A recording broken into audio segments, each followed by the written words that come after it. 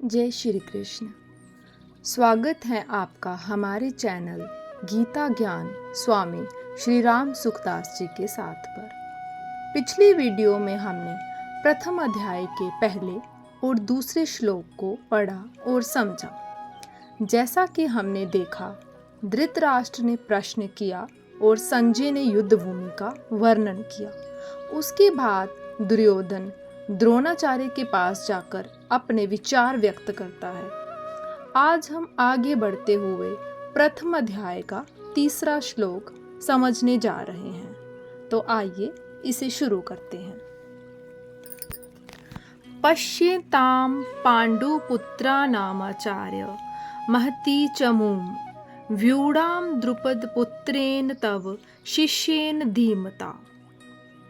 इनके अर्थ स्वामी जी इस प्रकार बताते हैं।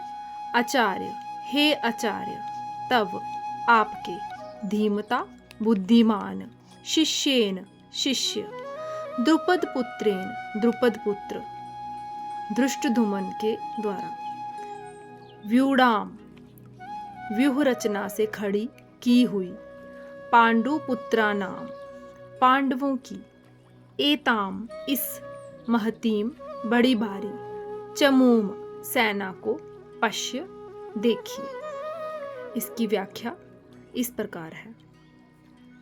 आचार्य, द्रोण के लिए आचार्य संबोधन देने में दुर्योधन का यह भाव मालूम देता है कि आप हम सबके, कौरवों और पांडवों के आचार्य हैं। शस्त्र विद्या सिखाने वाले होने से आप सबके गुरु हैं। इसलिए आपके मन में किसी का पक्ष या आग्रह नहीं होना चाहिए।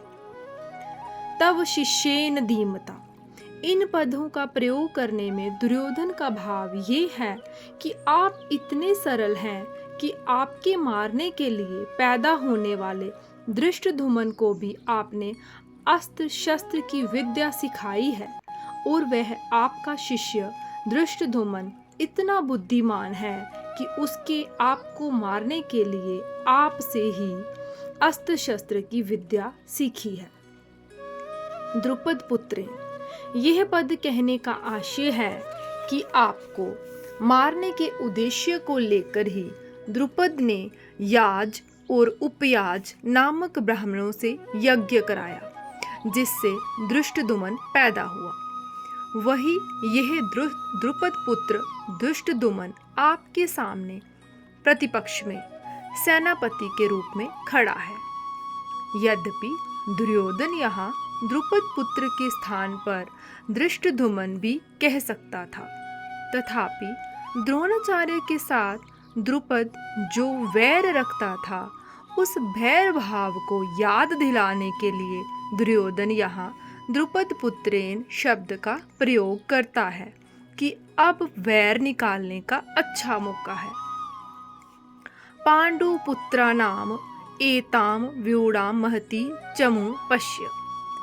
द्रुपद के द्वारा पांडवों की इस व्यूहकार खड़ी हुई बड़ी भारी सेना को देखिए। तात्पर्य है कि जिन पांडवों पर आप स्नेह रखते हैं, उन्हीं पांडवों ने आपके प्रतिपक्ष में खास आपको मारने वाले द्रुपद पुत्र को सेनापति बनाकर व्यूह रचना करने का अधिकार दिया है। अगर पांडव आपसे स्नेह रखते तो कम से कम आपको मारने वाले को तो आपकी सेना का मुख्य सेनापति नहीं बनाते, इतना अधिकार तो नहीं देते। परंतु सब कुछ जानते हुए भी उन्होंने उसी को सेनापति बनाया है।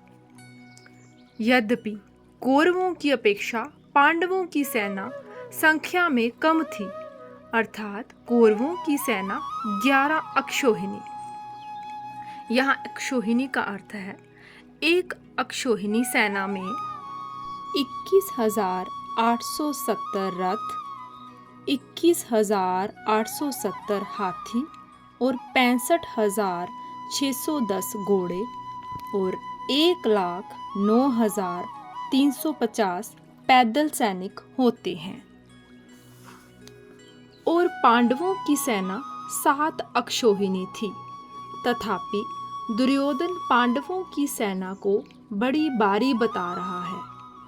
पांडवों की सेना को बड़ी भारी कहने में दो भाव मालूम देते हैं। पहला, पांडवों की सेना ऐसे ढंग से व्यूहाकार खड़ी हुई थी जिससे दुर्योधन को थोड़ी सेना भी बहुत बड़ी दिख रही थी। और दूसरा, पांडव सेना में सब के सब योद्धा एक मत के थे। इस एकता के कारण पांडवों की थोड़ी सेना भी बल में, उत्साह में बड़ी मालूम दे रही थी।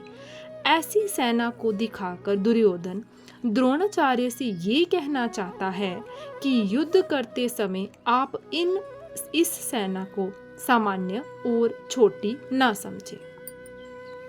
आप विशेष बल लगाकर सावधानी से युद्ध करें। पांडवों का सेनापति है तो आपका शिष्य द्रुपद पुत्र ही, अतः उस पर विजय करना आपके लिए कौन सी बड़ी बात है। एताम पश्य कहने का तात्पर्य है कि यह पांडव सेना युद्ध के लिए तैयार होकर सामने खड़ी है, अतः हम लोग इस सेना पर किस तरह से विजय कर सकते हैं, इस विषय में आपको जल्दी से जल्दी निर्णय लेना चाहिए। संबंध द्रोणाचार्य से पांडवों की सेना देखने के लिए प्रार्थना करके अब दुर्योधन उन्हें पांडव सेना के महारथियों को दिखाता है। इसके साथ ही हमने प्रथम अध्याय का तीसरा श्लोक पूरा किया। आगे आने वाले श्लोकों में दुर्योधन किस प्रकार अपनी सेना और विरोधी सेना का वर्णन करता है, इसे हम धीरे धीरे समझेंगे। कृपया इस वीडियो को अंत तक देखने के बाद अपने विचार कमेंट्स में साझा करें और चैनल को सब्सक्राइब करना ना भूलें। अगली वीडियो में हम चौथे श्लोक से आगे बढ़ेंगे। जय श्री कृष्ण।